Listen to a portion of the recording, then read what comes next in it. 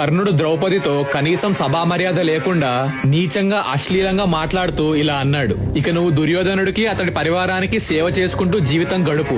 దుర్యోధనుడికే కాదు అతడి సోదరులందరికీ నువ్వు దాసివే. దాసిలు అదుపులేని కామ ప్రవృత్తితో అంటే అన్కంట్రోలబుల్ లస్ట్ తో ప్రవర్తించడం అందరికీ తెలిసినదే అని అన్నాడు. దుర్యోధనుడు కర్ణుడిని అభినందిస్తూ సైగ చేశాడు. ఆ తర్వాత విజయగర్వం తలకెక్కి నిండు సభలో ఎడమ తొడపై ఉన్న వస్త్రాన్ని తొలగించి ద్రౌపదికి చూపించాడు.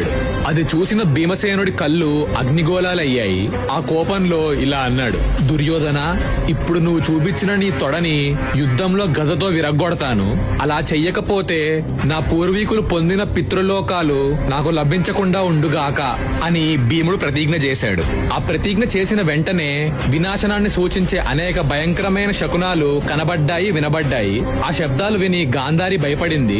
భీముడు దుర్యోధనుణ్ణి తొడ విరగ్గొట్టి చంపుతాను అని చేసిన ప్రతిజ్ఞ ధృతరాష్ట్రుడికి భయం కలిగించింది.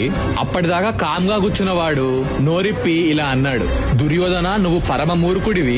పాండవుల భార్యని ఇలా సభలోకి లాక్కువచ్చి అనరాని మాటలు అన్నావు. నువ్వు జీవించే ఉన్న ఈ రోజు నుంచి మరణించిన వాడివే అని అన్నాడు. కొడుకులని రక్షించుకోవాలని వేగంగా ఆలోచించి ఒక నిర్ణయానికి వచ్చాడు. జరగకూడదంతా జరగనిచ్చిన మహారాజు అంతా జరిగాక ద్రౌపదిని ఓదారుస్తూ ఇలా అన్నాడు, పుత్రి ద్రౌపది, నా కోడళ్ళందరిలోనూ నువ్వే శ్రేష్ఠురాలివి. నీకేం కావాలో కోరుకో అని అన్నాడు. అప్పుడు ద్రౌపది, రాజా, నువ్వు నాకు ఒక వరం ఇవ్వాలనుకుంటే యుధిష్ఠిరుడికి దాస విముక్తి ప్రసాదించు. ఇలా ఎందుకు కోరుకుంటున్నానో చెప్తాను. నా ప్రియపుత్రుడు ప్రతివింధ్యుడు అభిమానధనుడు. అతన్ని ఎవరో దాసుడి పుత్రుడు అనకుండా ఉండాలంటే యుధిష్ఠిరుడికి దాస విముక్తి కావాలి అని అడిగింది. అప్పుడు ధృతరాష్ట్రుడు ఆమెని మరొక వరం కూడా కోరుకోమన్నాడు.